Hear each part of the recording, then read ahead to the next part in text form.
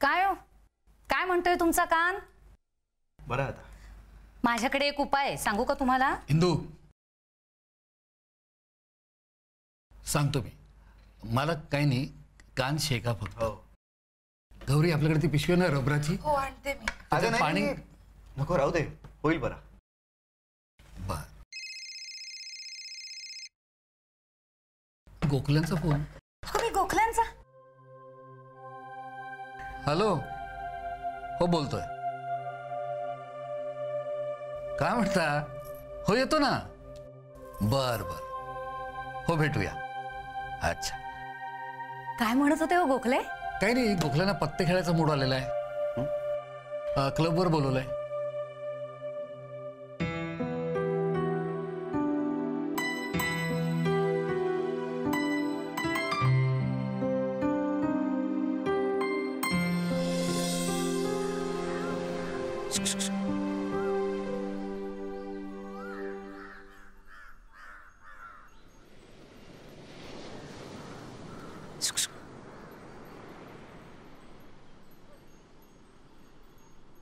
गौरी,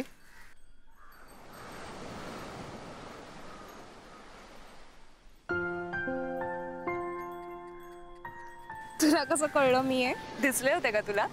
तू दिसत नाहीसच मला, तू जाणवतेस. मग तुला टेन्शन जाणवतच नसेल ना? मग काय जाणवतं? प्रेम.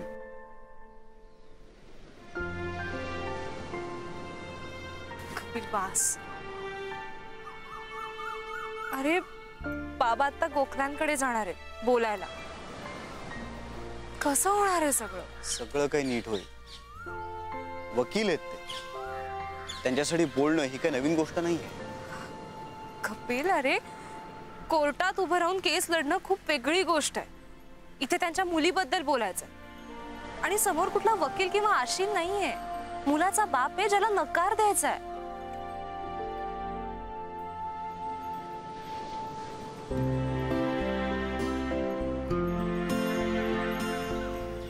नको टेन्शन घेऊस, बोलतील ते. नाही सांगतायत कपिल. समोरचा माणूस जर तसं काही बोलला ना तर ते लगेच इमोशनल होतील आणि काहीतरी कमिट करून बसतील. आणि मग तसं झालं तर काय करायचं? झालं तर ना, बघूया आपण. मी एक सांगू? बोल ना. आपण आजीला फोन करूया का? का? म्हणजे आपण त्यांना विश्वासात घेऊया, म्हणजे ते आपल्या पाठीशी उभ्या राहतील ना. नाही, असं नको.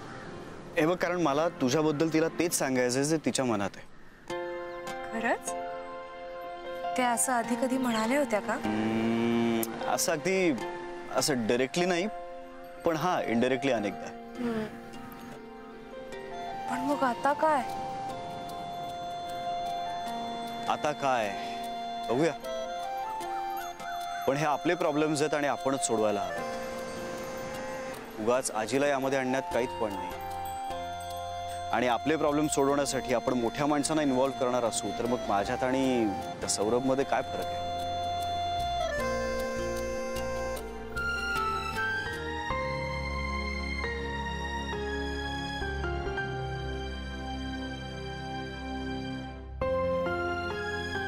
माझं सुख तुझ्यासोबत आहे कपिल. प्लीज प्लीज आज प्रार्थना कर की बाबा गोखल्यांना नकार देण्यात यशस्वी होतील. आज आपली परीक्षा आहे गौरी, पण आपला पेपर तुझे बाबा लिहिणार आहेत. आय होप ते पास होतील.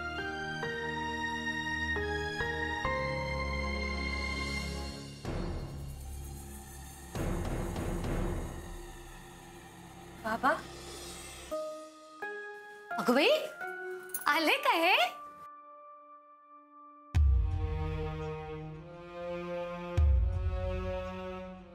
काय म्हणाले गोखले?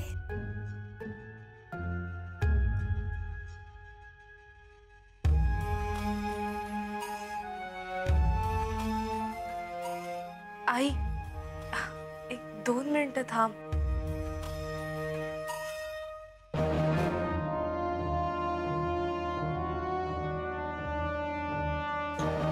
देऊ का पाणी? नाही, मी घेतो.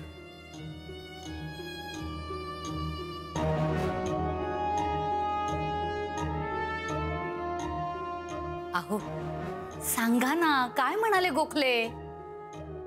काही नाही ग, गप्पा टप्पा, दुसरं काय. अहो पण म्हणजे लग्नाविषयी काही बोलणी झाली का नाही? आता लग्न हाच विषय आहे ना, म्हणजे त्याच्यावरच बोलणी होणार. त्यासाठी त्यांनी बोलवलं होतं. बघा, मी म्हटलं नव्हतं तुम्हाला, त्याचसाठी बोलवलं असणार.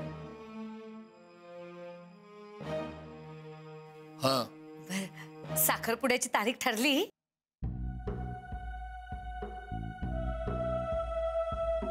अगं तू खूप पुढचा विचार करतेस. काही नाही, लग्नाविषयी जेव्हा गोखल्यांना कळलं तेव्हा त्यांना काय वाटलं हे मला सांगण्यासाठी त्यांनी मला बोलावून घेतलेलं होतं. पुढच्या गोष्टी आता म्हणजे बोलणी यथावकाश होतीलच. बोलणं होईल म्हणजे? म्हणजे जरा नीट सविस्तर सांगा ना आम्हाला, काय झालं? सांगतो. गोखले मला मित्र या नात्याने सांगत होते. मला म्हणाले, मयेकर मी आता फार थकून गेलोय. माझ्या फर्मचा कारभार माझ्याच्याने नाही झेपत आहे. सौरभ आणि गौरीचं लग्न झालं तर त्यांच्या ताब्यात फर्म सोपवावी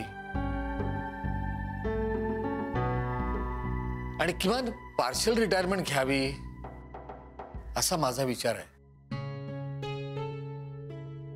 म्हणजे?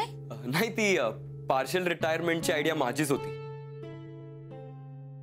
कारण बाबा कधीच कम्प्लिटली रिटायर होणार नाहीयेत, तर ते सल्लागार म्हणून काम करतील आणि प्रत्यक्ष कोर्टात आम्ही उभे राहू, म्हणजे गौरी आणि मी. वा, छान आहे की मग. त्यामुळे गोखले सरांना हे लग्न लवकर व्हावं असं वाटतंय.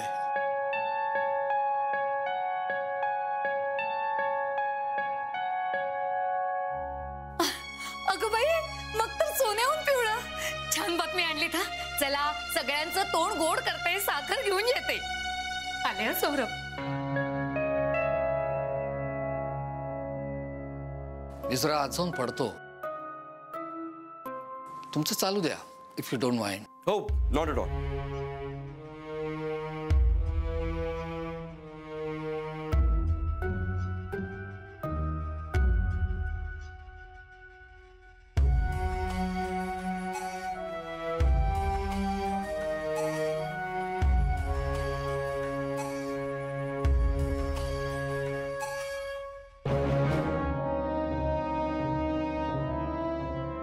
घ्या, साखर घ्या, तोंड गोड करा.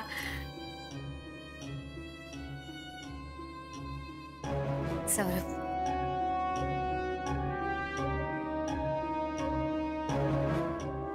मी देतो.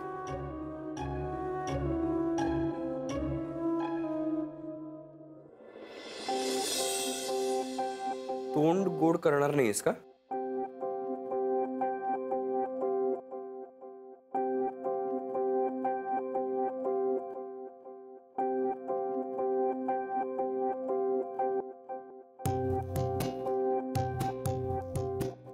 कपिल, तू आत्ताही आमचं अभिनंदन केलं नाहीस.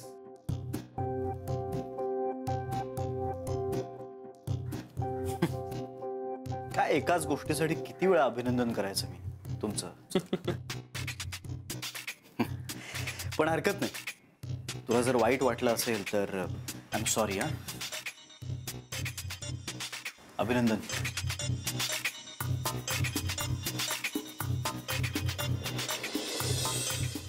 थोडस स्पष्ट बोलतो. जसजसे दिवस जातील ना तसतसा गौरीला नको असलेल्या नात्याचा वेढा तिच्या गळ्याभोवती आवळला जाईल. कपिल, तुझ्याकडे आता फक्त एकच पर्याय आहे. सौरभकडे जा आणि त्याला सांग तुझ्याविषयी आणि गौरीविषयी. तू काय करतोस इकडे? गौरी घरी येणार आहे. मी आत्तापासूनच कायमचं ठेवत नाहीये तिला माझ्याकडे. हे बघ सौरभ, अशातलं काही नाहीये. मग तू का आलायस इथे? मी तुला इतकंच सांगायला आलोय